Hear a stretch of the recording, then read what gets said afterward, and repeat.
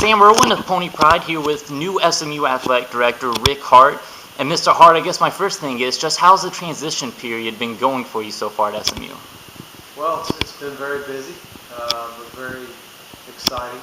I think maybe 6 or 7 weeks official in the office now, with the beginning of the fall sports seasons to coincide with my arrival.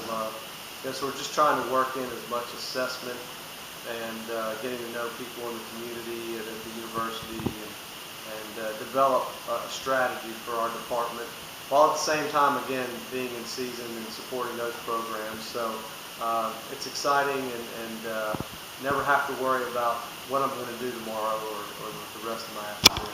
Yeah, I mean, it sounds like you have a really busy schedule. Have you had time, though, to kind of check out the town and look around SMU, Dallas a little bit? I haven't really had a great opportunity yet to get to some parts of the community. It's been pretty limited to either the university community or those events or functions or people that have been a priority in terms of their current involvement with our university and or our program. So I do look forward in time to kind of getting out and being a little more, again, strategic about how I go about spending my time in Dallas and learning more about the community. When SMU first reached out to you and going through the interview process, what made you know that you wanted to be at SMU? Well, my family and I were very happy in Chattanooga, and so I think that's a great position to be in terms of we can be very selective about what or if we wanted to do differently.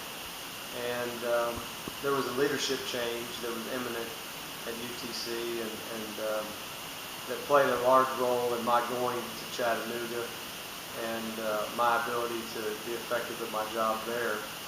And so that began to allow us to maybe consider some other things. And what I saw at SMU was a leadership that I thought aligned with my values, that supported athletics and our role in the university community, a community that was engaged and really wanted us to have an athletics department that was on par with our institution and the city of Dallas, which I think are known to be nationally active and relevant and prominent.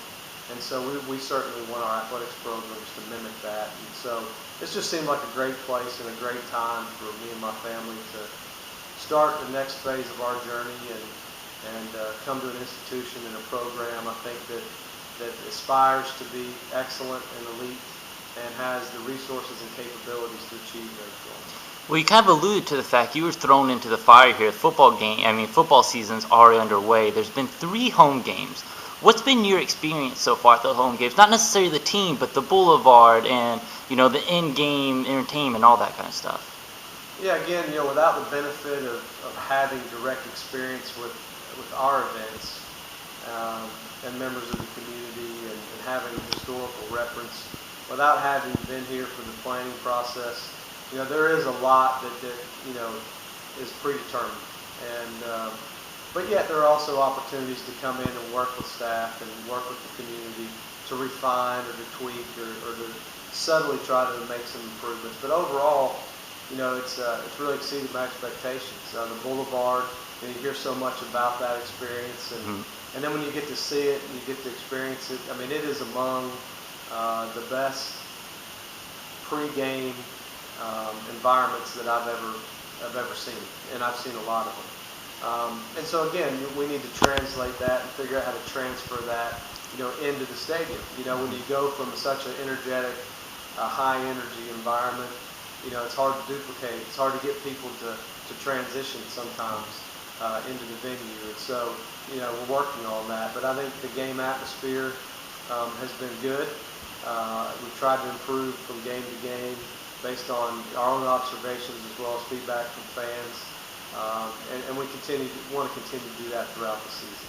Well, speaking, part of the games is your opponents, and one of the big things that's been coming up is the out-of-conference schedule. What's your philosophy on scheduling again? Do you think that SMU's schedule may have been too hard early? Well, I'm sure, again, I don't fully understand, wasn't here when the schedule was created, so don't want to try and interpret or guess, the thought process behind that. But I think looking forward with where our program is today and where we want to take it and how we expect it to evolve, over the next several years, I do think it would probably benefit us to have a little more reasonable schedule as it relates to giving the team some opportunities to experience some success, to work through some injuries and/or the implementation of schemes, to allow the fan base to get excited, to have some positive results on the field, and not really have to have everything come together in order for that to occur. So I think strategically looking ahead, we'd like to maintain some rivalries with Texas schools and have some really attractive games, but balance that out of conference with maybe some games that, again, give us a chance to develop some schemes and some confidence and try some things and get some people involved without having to worry so much about how we match up physically or talent-wise. Well, on the basketball side of it, being a Conference USA school, it seemed like SMU played a lot of 2-on-1s where they played 2 away games for every home game the opponent would give you. Moving to the Big East, do you see that stopping in SMU only doing 1-on-1s with opponents? I'm not as familiar with our scheduling philosophy in basketball, honestly, at this time. But certainly I think as we transition in the Big East, not just in basketball, but in all sports, we need to revisit, how we schedule and the opportunities that we have. Again, it's really about striking a balance, and it's going to vary depending on a number of factors. What type of team do we expect to have in terms of veteran leadership? What goals are we setting for the team? How much do we think we can challenge ourselves out of conference, but still have the success that we need to have in the conference to get to the postseason?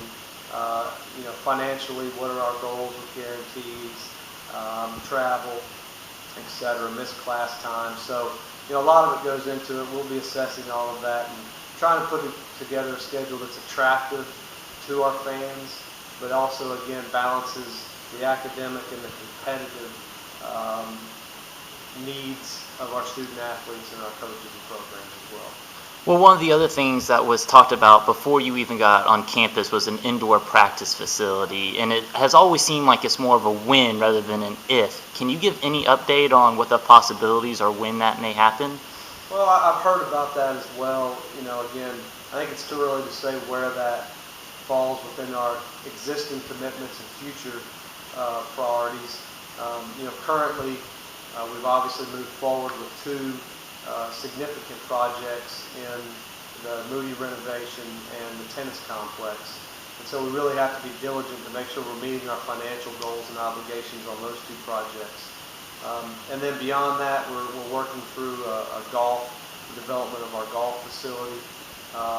Obviously, there's been plans for a natatorium for some time, that we need to further develop. And then I think we can start to begin to look at the feasibility of an indoor facility, what that means, who it serves, where it's located, what the cost would be, how we fund it, etc. So certainly I think it's a concept that merits discussion and evaluation, but I think it's too early to say where it fits within our overall plans from a facilities perspective, given our current and future commitments.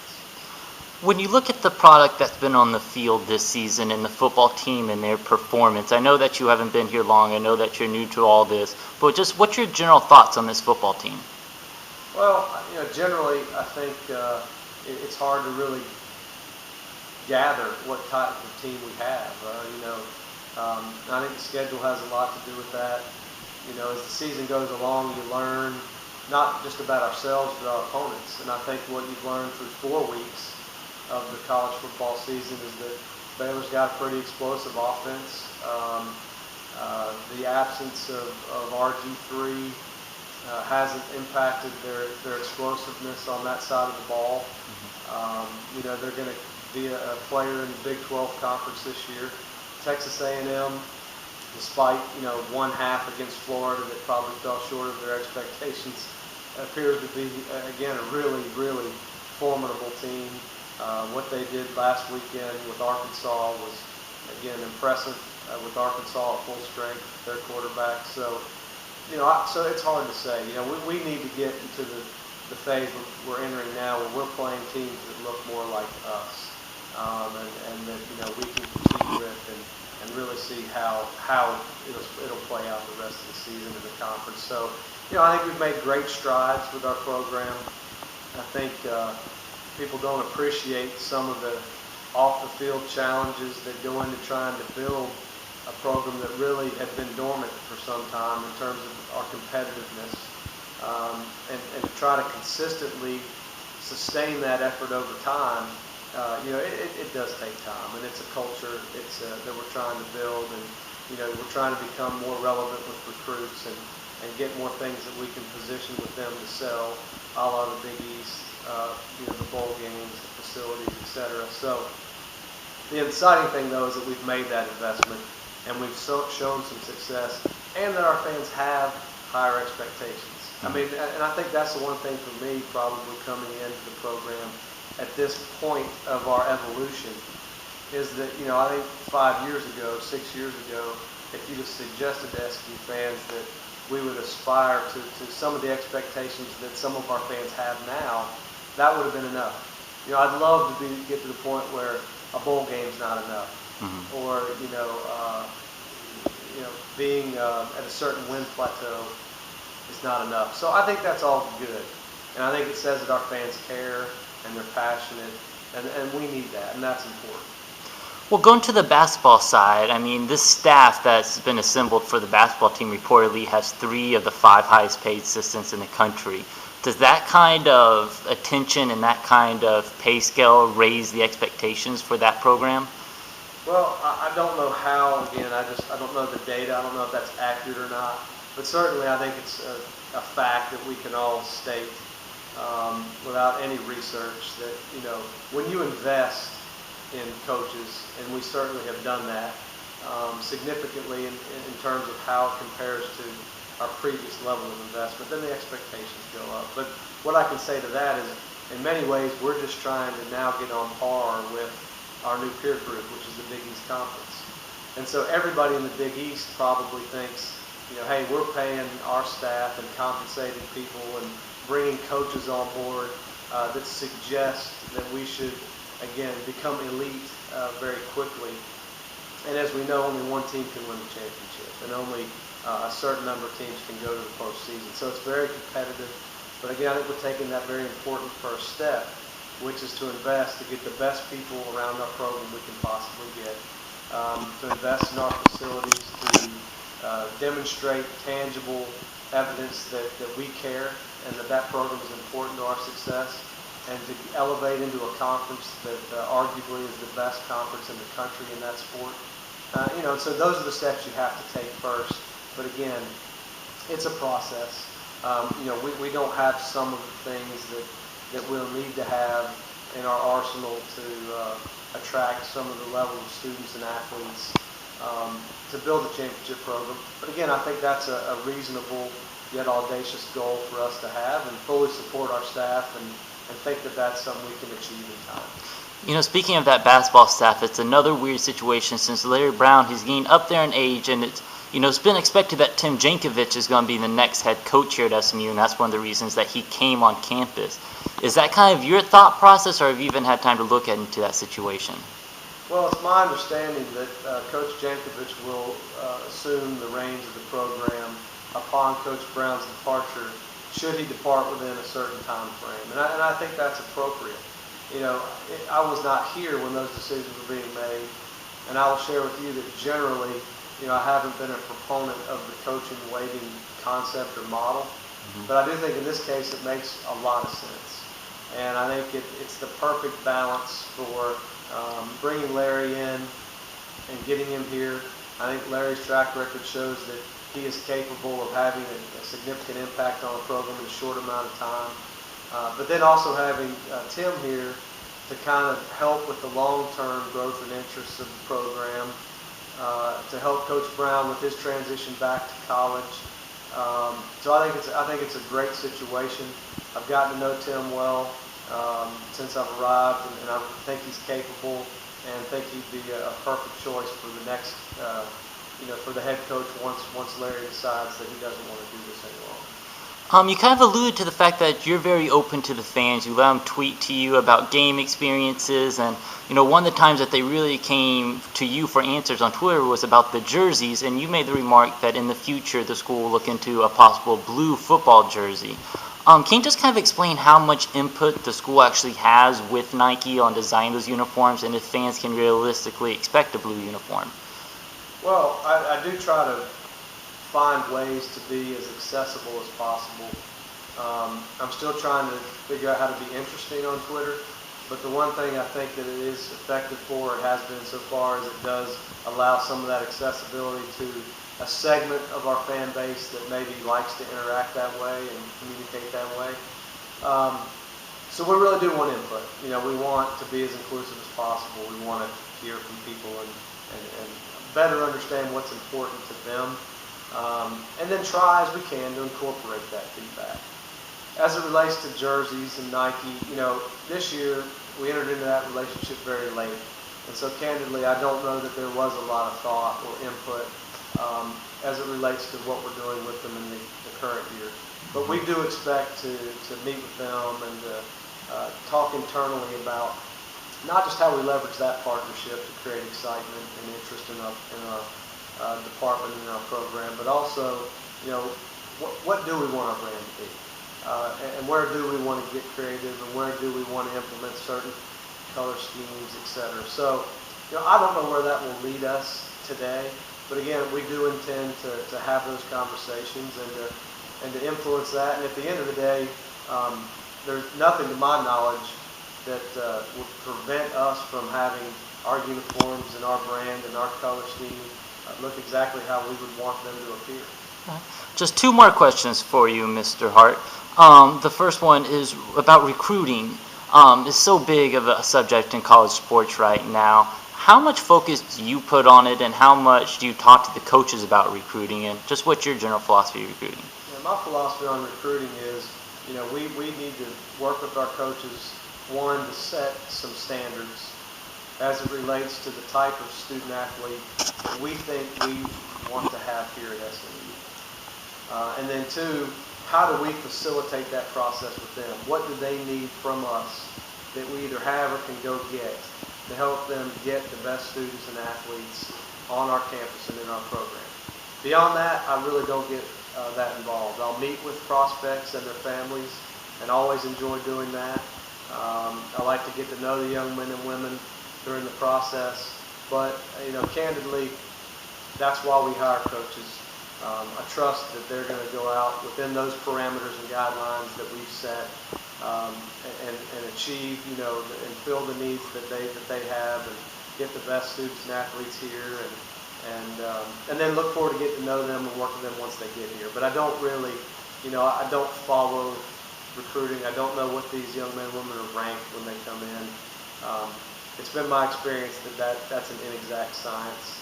And so we want people who want to be here, who align with our values and want to utilize this experience to get a formal education at SMU, to better themselves, and to contribute to our program as we pursue championships. All right. And then the last thing I have for you is just about conferences in general. It seems like there's been a lot of shuffling right now in college football, especially, a lot of things changing. Do you think it's going to start to slow down eventually? And also, do you think a playoff may be, in the future for football, or at least a full-fledged playoff? I think as it relates to the landscape and the future of playoffs and alignment and those things, you can just expect the unexpected. And anybody who says they know what's on the horizon, I don't know that I would trust that because I do think it's still very fluid.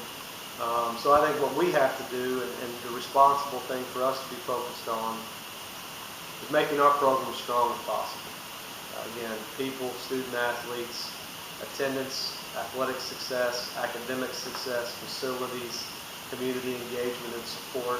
And if we do those things, then we'll position our program for the what if, and we'll be in a position where we'll have options as all those things continue to evolve and unfold, and that's all we can really do. I mean, because it's hard to be proactive in an environment where you really don't know where it's headed.